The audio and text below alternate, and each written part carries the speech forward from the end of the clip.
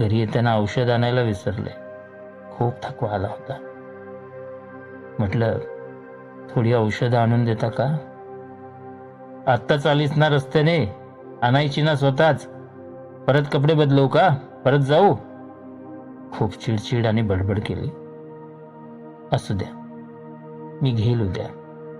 अगं पण काय झालंय? काय सांगितलंय डॉक्टरांनी? काही नाही, सगळं ठीक आहे. मी यांना काहीही सांगितलं नाही. आधी औषधं आणायला सांगितली तर किती त्रास, आणि आपलं ऑपरेशन असलं तर किती त्रास करून घेतील.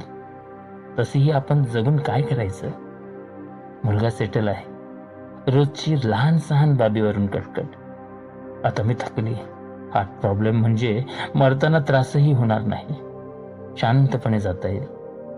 घेतच नाही आता औषध, आणि जातच नाही आता दवाखान्यात.